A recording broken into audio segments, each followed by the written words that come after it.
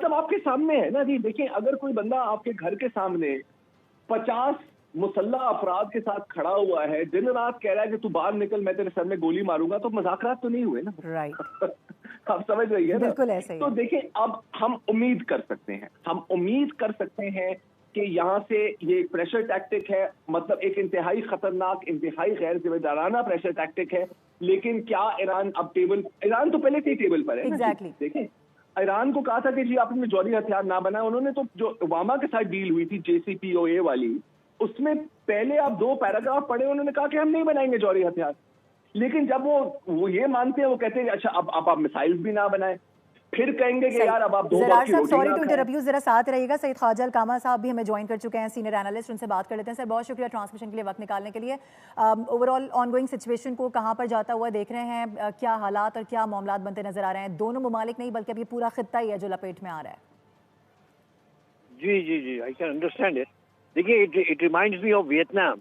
Vietnam में बमबारी कर करके अमरीकियों ने समझा के नेगोशिएटिंग टेबल पे आ जाएंगे हो चिमिन, लेकिन वो नहीं आता था। फिर अल्टीमेटली जब वो आया नेगोशिएशन के लिए, तो अल्टीमेटली अमेरिकन विड्रॉल हुआ ना। चाइना ईरान की सूरत हाल ये है कि ईरान में अमेरिकन विड्रॉल बहुत पहले हो चुका था, ठीक है ना, खुमैनी के बाद 1979 के बाद।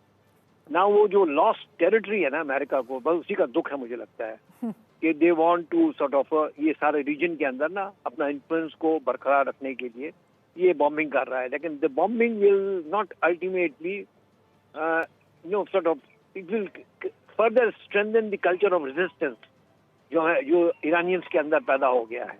सही। अरब दुनिया जो है वो बिल्कुल ही मतलब प्रो है, हम वी ऑल नो इट, ठीक है, including Pakistan. But Iran is concern the only Muslim country जिसने रेजिस्टेंस का मुजाहरा किया है, ठीक। And that is embarrassing for the American. जो उसका ग्रेटेस्ट एलाई था, वो एलाई अब उसके खिलाफ है, और इस चीज को अमेरिकन के लिए अच्छा। And then it can also lead to internal strife.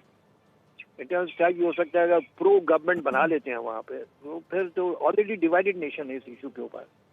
America bombing भी कर रहा है और प्रो गवर्नमेंट अपने प्रो गवर्नमेंट बनाने की कोशिश करेगा, तो अल्टीमेटली नुकसान तो ईरान को हुआ ना। And this has to be understood, and this is what we I think Trump की हुकूमत को समझ में नहीं आ रही है। लेकिन ख्वाजा साहब, ईरान तो ऑलरेडी टेबल पर था, ईरान तो कल तक मुज़ाकरात की टेबल पर था। जी जी जी बिल्कुल गया नेगोशिएटिंग टेबल, बिल्कुल वियतनामियों की तरह।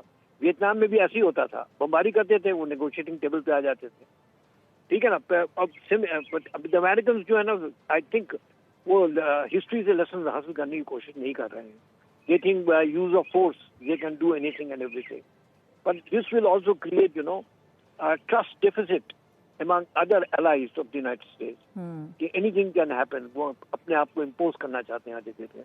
सही। Of course, don't forget कि there are other countries also। China भी है, चाइना है, रशिया है, उसके बाद नॉर्थ कोरिया है।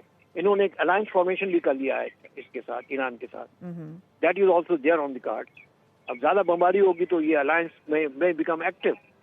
सही। Now why the Americans are doing this extremely difficult, because जो एक्सपर्ट्स हैं अमेरिका में मिडिल ईस्ट के हवाले से, वो भी इस चीज को पसंद नहीं कर रहे हैं। This is the actual position now.